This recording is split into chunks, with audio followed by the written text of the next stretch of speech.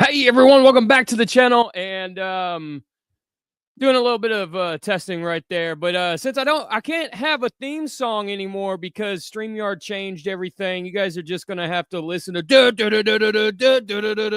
me do it for like the next 30 seconds. No, you don't have to. But what are we doing today, man, in today's live stream? Well, first of all, I want to say thank you to everybody for who's here, who's possibly going to be here. So basically, it's a welcome or welcome to the channel. I've said for years, man, that this movie isn't going to happen. And I even made jokes early on with some buddies of mine. They would show me like 6 or 7, 8 months ago, year ago, whatever it was, when you start seeing like the teaser images and stuff. I was like, that's AI. That's AI. This movie's been in development hell for like 25 years. This and the Thundercats movie. I firmly believe, and I've said this movie is not real until I could buy it on Blu-ray or watch it in the theater or something like that, right? Like, but here we are. We have a trailer for the new live action Masters of the Universe He-Man movie. And I am super, super excited for this movie. What's up, Earthman Brick? Hey, Rachel, how's it going? And hope you guys have been okay. Yeah, I am super excited for this movie. I'm not like the diehard He-Man fan. I like He-Man a lot, though. I don't like the 80s cartoon. I think I've said that before. I'm not a big fan of the 80s cartoon. Love the 80s movie with Dolph Lundgren with the OG Punisher. I loved the 2000X cartoon. I loved New Adventures of He-Man. And I loved the Netflix Revelation cartoon.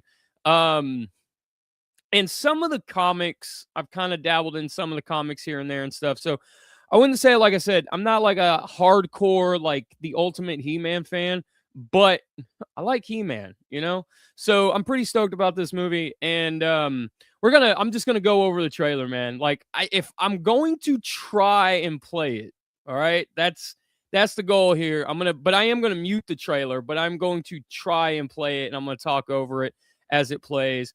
But real quick, I'm gonna get in the chat. Earthman Brick says 100% hyped. Yes, dude. Kirsten Wiig from Bridesmaids and 2016 Ghostbusters, the woman one, is the voice of a Roboto.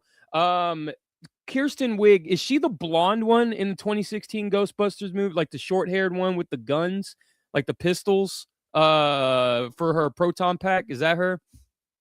Casting for Evil Lynn is perfect. Brilliant actress, too. I will say this. I know actors and actresses, kind of. I know their roles more than their names. I have like, when it comes to actors and actresses, if it's not like somebody like I already knew, like grew up on or something like that, like Sylvester Stallone or something like that, right? Like newer actors or actresses of like the last 10 years, got popular, I should say, in the last 10 years, I have problems with their names. So you guys are going to have to bear with me. If you guys are hitting me with like, casting and stuff like that, like, if she's a brilliant actress, Earthman Brick, I will take your word for it. And it's one of those things where I'm pretty sure I've seen a lot of things that these guys have been in. I'm pretty sure I have, but I recognize the characters they play versus the names, if that makes sense. Hey, Rachel, long time no see. Welcome back to the land of the living. It's good to be back, Earthman Brick. He says, I love the concept. It's a love letter to the previous live action one by Canon and the original source material. You'll be fine to play it. Okay. Earthman Brick also says, yeah, previous actors were better established as brand names. Their agents were terrific at marketing them. Yes, absolutely. JSP, what's up, man? He says, I'm not too stoked about this myself. Don't like having the story on Earth for some part. I totally understand that. I hope that this movie is successful enough where we get a sequel. Because I got a feeling, like, I'm not going to spoil anything, right? Because I haven't seen it. But I got a feeling the movie ends with them on Eternia, and the sequel, if there is a sequel, if this movie does good enough, if there is a sequel, it's going to be all Eternia all the time. We're going to see some crazy crazy stuff. So I'm gonna bring up Earthman Brick says I'm gonna be fine. I'm gonna bring up the trailer. I'm gonna make it as small as I can though. Yeah, Rachel, he's on Earth again. It looks like it's split though. It looks like at a certain point he does go back to Eternia. Some point of the trailer, because in the trailer we see Skeletor, and oh my god, dude, Skeletor looks fucking gnarly, bro. I love how he looks. And there were some figures that got leaked last night, 2 nights ago. And I like Skeletor's costume design. The figure looks like he's flocked, which is an interesting choice. I don't know if it is or not, but it looks like it could be. So I don't know. JSP says, also, this was an opportunity to say themselves apart from other superhero movies, but it just looks like a bland, generic, watered down MCU movie. Rachel says, why does Hollywood not learn 87 then now? Oh, I see what you're saying, from like the 87 movie. Story is that he was sent to Earth. I don't want to say more without spoilers. Gotcha. All right, so jibber jabbering for almost 6 minutes. Let's hit the play button on this trailer. So only exists in legends and bedtime stories. Bird, Talking Castle tigers, Grayskull, kind of living up to his spaceships, name. Magic swords that can make a man as Got the mighty as magic a god. sword, the power sword. Where I come from, that what's stuff the name of the bird right here? is real. I can't think of it. So yeah, this looks, so far I'm very interested. We see the war right here. This has to be Eternia. I wanted you So to be safe. it looks like a lot So of I the sent you to a story is place going I to knew be that told. they'd never find you. Like the There's- stuff, the flashback, stuff like that. I love the him thing right there. I think Not it's a good funny. look for human resources. I think it's hilarious, like He-Man joke. You know, and this is something that I know it like sounds crazy. Oracle was telling that me sword in office culture, is gonna right? show me They have like their reality. pronouns or something like on their desk, like under their name. So I kind of thought that was pretty Sir, funny. You can't Like, do that. Don't worry. and was that's the mine. original design for He-Man right there. That's pretty cool, like the barbarian look and stuff. Yeah. So, but back, like, so what Oracle was telling me to get weird. about it, you know, it kind of works on an even bigger level as a joke, right? Like, I just thought it was like a He-Man joke. Right here, I'm gonna rewind it just a little bit because I want to talk about some of the character designs real quick, right? So we got Roboto. I like the design. It's like Earthman Brick said, it's played by Kirsten Wiig.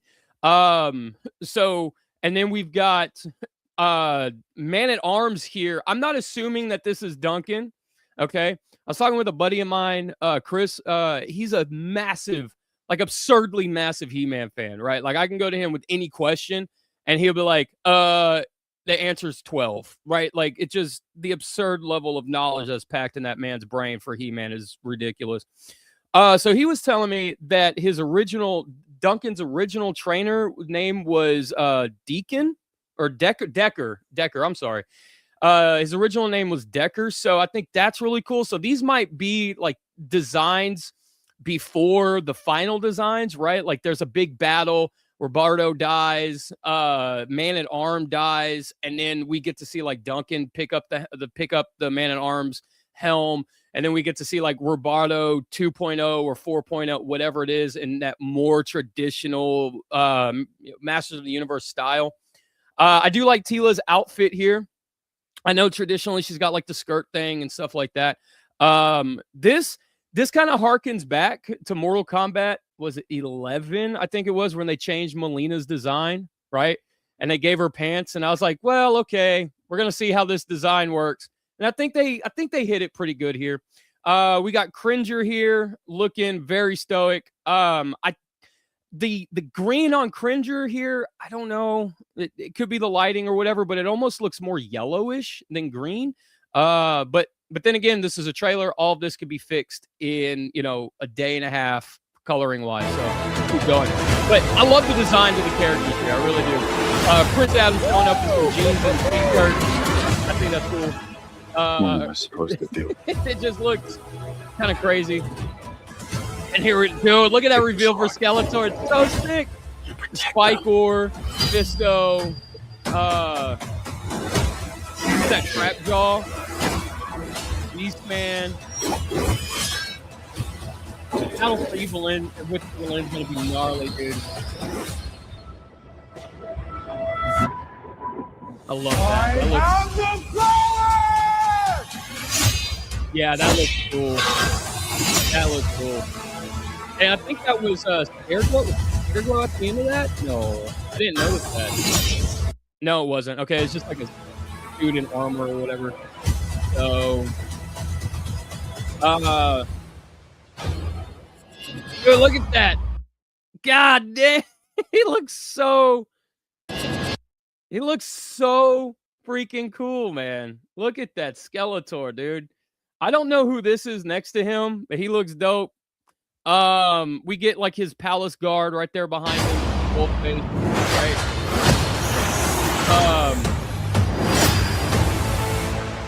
Yeah, I'm pretty what is that Nintendo line? You know, my body is ready. Like, let's go, man. I'm pretty excited for this. Let me go through chat. Let's see. Zoar. Okay, so the name of the bird is Zoar. Thank you, JSP. Rachel says, honestly, He-Man is hard to do as it's a fantasy, but also a sci-fi, but also superhero tropes. I can definitely see that. Yeah. The bird is the sorceress. Yeah, it's an alternate form, but I thought the bird had like the form of the bird had a name or something, right? 10 out of 10. Adam is wearing pink. Y Roboto. Man at Arms is that the actor's name? Idris. Well, I'm gonna butcher that. Idris Elba. JSP says it is Duncan. Okay. Rachel says no, that's not Man at Arms. Man at Arms has bright green armor, yellow chest plate. Come on, Hollywood. JSP, if you guys are looking forward to it, good for you, but keep this in mind. Earthman Brick, they need them to look more realistic for an Earth connection. That's very true. You know, thinking about it, when you look at like the people on Eternia from Skeletor's side, like the bad guys, right? Like it's almost like they're all scarred and marred up by like the dark magic, right? Like Trapjaw's missing like half his face, you know. And I get like they're like different races of like Beastman has his own race and stuff like that, right? But like Skeletor's like, you know, obviously he's missing an entire face on his skin, right? So that's actually a really, really good point, Earthman Brick. More realistic connection. Rachel says, I can tell this is a we don't want to admit we're adapting a kids thing syndrome first seen in X-Men films, like no battle ram, battle cat armor, no harness. But the toy, so here's the thing, is like the toy has the harness and stuff on him. So my thought is that because Battle Cat, Cringer becomes Battle Cat with the power sword, right? So like when he gets at some point when Prince Adam becomes He-Man, he has to do the transformation thing, right? Or maybe he doesn't, and maybe that's something they'll say for the sequel, if there is a sequel. Superman didn't break 1 billion, and He-Man doesn't have the same following Superman does. Goatman? Is that a real He-Man character? Goatman? He looks dope as hell, though. I don't know. I hope they have Haim Saban on the soundtrack. I know. Didn't he do music? He did do music, like for like Fox and stuff before he brought Power Rangers over, right? So besides, oh man, I can't think. What did he do? What did he do, Earthman Brick, soundtrack wise and stuff? Rachel says, are they going to do the original He-Man as one half of the Power Sword? Skeletor has the other? Maybe. Because isn't like when you put the swords together, that's the key to Grayskull, right? Like how you get into Grayskull, and Grayskull has all the power and everything. Where's my boy Orko? Oh, I didn't even think about that. Where is Orko? Hey, where's Orko? Uh, Orko might be defending the castle in the beginning. He might die. Orko might die in like the first 5 minutes, or he might show up like the last 10 minutes or something. Who knows? Are they gonna? Rachel also says, are they gonna do the latter stuff like Toy Gurus, OC, the Mighty Spectre, etc.? Oh no. Oh no, no, no, no. No time traveling shenanigans in this one, please. The only thing I would accept for like if this movie kicks off into an entire franchise, right? The only like alternate dimension thing I would accept is an anti-Eternia He-Man. Skeletor dies at the end of it, right? And then anti-Eternia He-Man walks through a portal, picks up the other half of the power sword. In the third movie, he just goes ape shit on everybody everywhere. That's what I accept. Hayam Saban, according to says Earthman Brick says Hayam Saban did all the music for 90% of the 70s and 80s, 90s kids shows. Okay. Then yeah, man, if he's done it, why not let him do it again? Yeah, absolutely. He did music for She-Ra, Spider-Man, X-Men, Pole Position, Mysterious Cities of Gold, etc. Yeah. Just let him do it then. Absolutely. That'd be so cool. If he's willing to do it. But Hayam Saban, he likes money. So he might be a little costly to do it, to get him to do it. They're pulling a Skybound and killing Orko in the opening. What Skybound did with Bumblebee. Oh, well. Hey, man, Orko, but when he dies, doesn't he come back like all white and like ultra powerful and pure and stuff, right? So I don't know, man. I think this is going to be a very interesting, very good movie. I like it. I dig it. I dig the trailer a lot. I don't know what else to say except for that I'm excited about it. And I think at this point now, for so much of this stuff, I think in the case of He-Man and in the case of certain movies, right? They kind of get away. There's a sweet spot. I'm trying to find my words here. There's a sweet spot for a lot of this stuff. If you're going to do a movie, you have to do it in a timely manner, right? Like if you would have done this movie 25 years ago, it would have been most likely based on 2000X, pulled a lot of inspiration from 2000X, and that would have been the movie that we got. Maybe some nods here and there to like, the 80s movie or like 80s He-Man or something like that.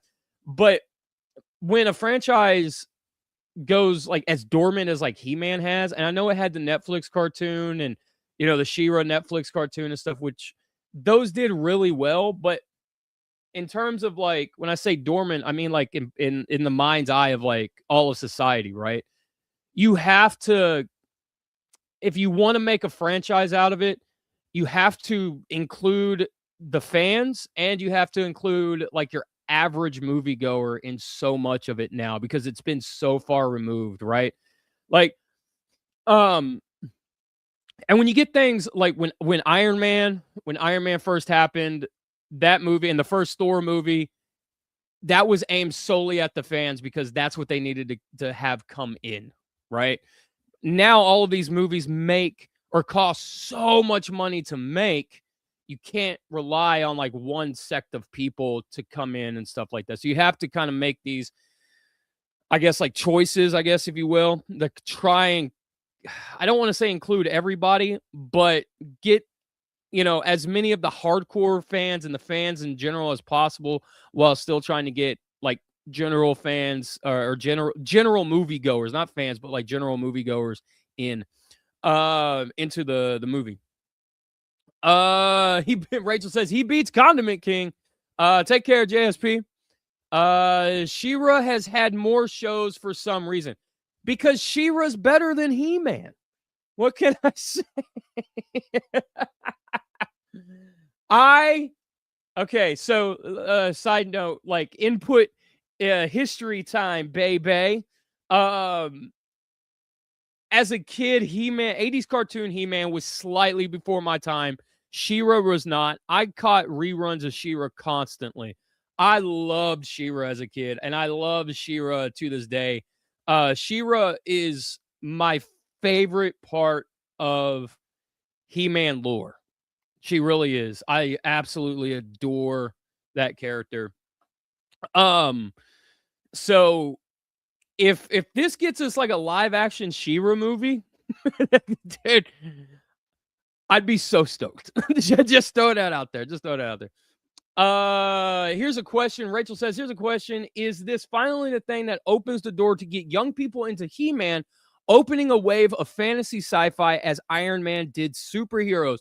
I think it's a good jumping off point. If they do it right, if they handle it right, if they make toys for kids and they do actual commercials and stuff. We've already seen like the toys that are coming out for this. It's going to be a 6 Marvel Legends scale, right? So they're going to be like 6 to 6.5 inches, and they're going to be more articulated than the Masterverse stuff. But I don't think they released a price tag for it. If the thing is like with so much of this stuff, you have to have something afterwards for the kids to want to go to the store and buy, right? Like you have to get the kids into the world continuously. You have to sell them the toys. They can't just watch the movie and then go home because they end up forgetting about it, right? You have to have auxiliary media that comes along with this, right? You can do like a little cartoon short, put it on YouTube, like Cringer's Bad Day, 15-minute long thing, and then him and Orko just walking around, whatever. You have to have that kind of stuff afterwards. Earthman Brick says, She-Ra is great. It was the creator of Babylon 5 that wrote the original show. I did not know that. That's actually really cool. Babylon 5, fantastic show itself. What's up, Vector, man? Hope you've been all right. He says, I'm excited to see the movie. It's just I dislike the CGI haze filter look that every movie has nowadays. Like I said, I think there's going to be a lot of cleanup with this trailer. I think, like, if you go back and you watch that first Sonic trailer, like Sonic the Hedgehog trailer from what 2019, whatever it was, 2018, they did a lot of cleaning up with the scenes, like the scenes that were in that trailer that made it into the movie. They did a lot of cleaning up on the CGI, and I think they're going to do the same thing here, right? I don't know. Earthman Brooks said he also created Madam Web in Spider-Man. Michael J. Straczynski, that's correct. Fantastic writer, dude. He did he's my all-time favorite Spider-Man writer, like comic book wise, and I love his run on Thor when they brought Thor back in 2006 or 7, whatever it was in the comics. Fantastic writer. And he also wrote the real Ghostbusters cartoon. He helped write a couple episodes there. Earthman Brick said it'd be great to see Sword and Sorcery come back. Hells yeah, I'm down. I agree, man. I totally agree. And right now He-Man has a lot of opportunity right now. I know a lot of people didn't like Love and Thunder and stuff, like the Sword and Sorcery and stuff that Thor as a character brings with him. I know a lot of people didn't like that movie. So this could be an opportunity for them to kind of swoop in and pick up those like Sword and Sorcery, like casual, I guess you could say, casual Sword and Sorcery fans. Kind of He-Man can kind of swoop in and grab them and, kind of start like a renaissance with it. That'd be super cool. Rich says, hey, Mattel, she says, hey, Mattel, how about a monthly comic look at Transformers that's considered one of the best modern comics? So when do we get a Turbo Teen film? Ding, ding, ding, ding, sing, correct. Rachel says, input, what are your thoughts on Paul in the brand new day? What? Input, what are your thoughts on Paul in in the Brand New Day film? It's confirmed. Oh, God. Oh, man. Look, I'm going to say this about Paul as a character. Paul gets a lot of guff, rightfully so. Paul as a character is a terrible character. I think every Spider-Man, if you loved that run of books from Spider-Man, if you hated that run of books of Spider-Man, I think everybody agrees Paul's a terrible character. I think as of right now, every time you see Spider-Man in a different medium, it's a different universe, right? I don't like Marvel Comics 616 Paul as a character. I think they dropped the ball on a new character and everything else. I think they have an opportunity to correct that character. Make me either love that character or hate that character for the right reasons. Does that make sense? Like in IDW when they wrote Prowl, okay? I hated Prowl as a character. Not because I hate Prowl, but the way they wrote him, he was such a compelling character. I didn't have a choice but to hate him. Do that with Paul. She says, are they going to do the whole Skeletor is Randor's brother, therefore He-Man's uncle thing? I hope not. I hope not, right? There are certain things in media that it's fine when they do them, but it's kind of, I don't know. I don't like it when it gets repeated, right? Where like Optimus Prime, because of IDW, Optimus Prime and Megatron, they were best friends in the war before the war. You know, there was a time, right? And it's like, okay, that worked so good in IDW because it's a different way of telling their story. But now every Transformers medium has to have that, right? I think it's the same thing with He-Man. It's, you know, Keldor being the uncle, it adds a compelling element to it, but it also strips away the element of Skeletor. He's a bad guy for bad guy's sake, right? That's what I want to see. I just want to see Skeletor. I want to see a Skeletor that all he cares about is the power. He don't care about the people around him. He don't care about family, all the excess baggage and stuff that comes with that kind of thing. I don't want to, like, we've seen it. We can watch it. We can read it. Let's do something else, right? Let's try and move it along, right? They did it in 2000X and it worked phenomenal in 2000X. Because it was really the first time that they did it, and it was such a compelling thing. You know, the acid or whatever gets thrown in his face, and the whole thing happens. Was it acid? Man, it's been a while since I've watched that show. But or was it a spell that backfired? I don't remember. But point of the story is that, you know, it was such a compelling way to tell Skeletor's backstory, right?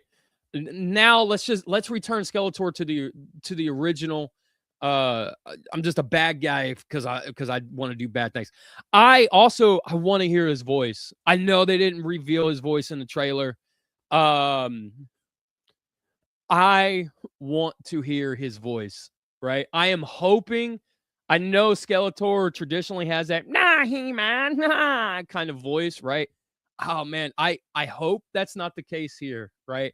I kind of want like a more reserved, evil British type of voice for Skeletor, right? Like a deep, not a growly deep, but right, but like a very like low tone, evil kind of like baritone kind of voice, I guess, if that's what I'm trying to say. I don't know.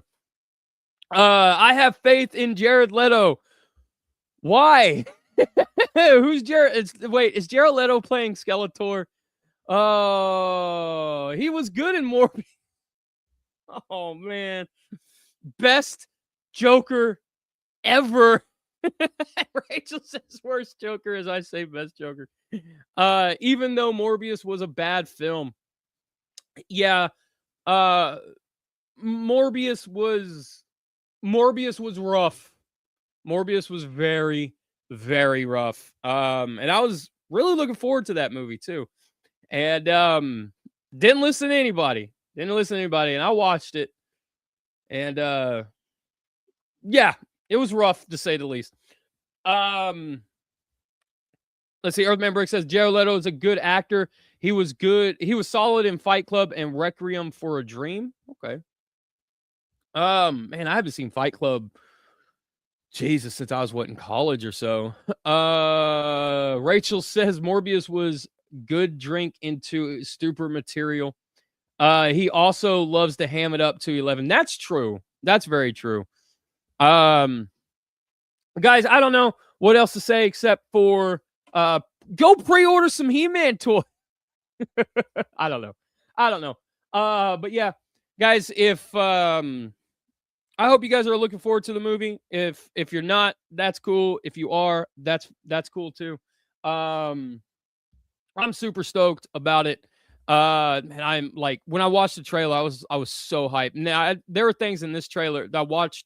This is my second time watching the trailer. If you guys don't know, I do a media blackout on stuff that I'm really wanting to watch. I will watch the trailer, like, because I'll have people send me the trailer or whatever, and then I'll watch it.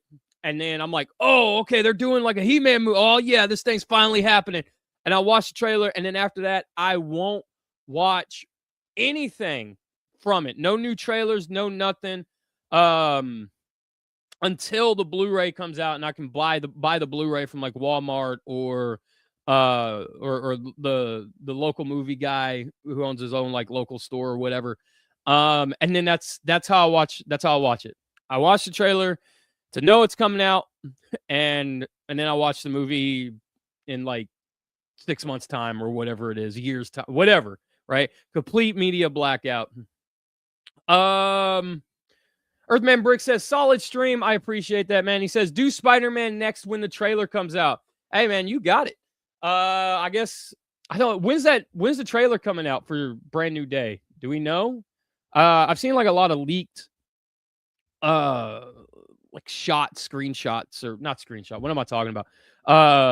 Like leaked set photos, like of how like the suit looks and stuff like that. But do we know when the trailer is going to come out? I'm totally down to do it, by the way. If you guys want to see me, or you guys want to not see me, that's weird. There's a lot of YouTube-isms, right? But if you guys I don't even know. I don't know how to describe it. Like, hang out and chat about another movie trailer. I'm totally down to do Spider-Man when it comes out.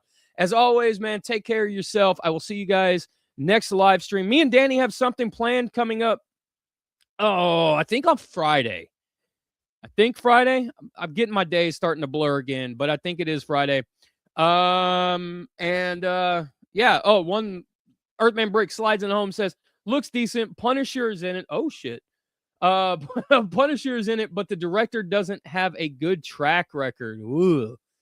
Well, we'll just have to wait and see. I mean, if Brand New Day is a bad movie, could you or would you expect anything else from anything Spider-Man related titled Brand New Day? You get what I'm saying? Like, if Brand New Day is a bad movie, it's comic accurate, right? Because like the comics were, Brand New Day was so bad, right? And so hated that it, Brand New Day, if it's bad, could just be comic accurate. I don't know. But yeah, Punisher's in it. I'm assuming like the Netflix Punisher is in it, right? They didn't recast him or anything. Says, cheers for the stream. Hope everyone has a solid day. And I do as well, and do for you as well, Earthman Brick. As always, man, take care of yourself. Take care of each other. That's the most important thing. And I will see you guys next, whatever I see you. So, yeah, cut it out, everybody.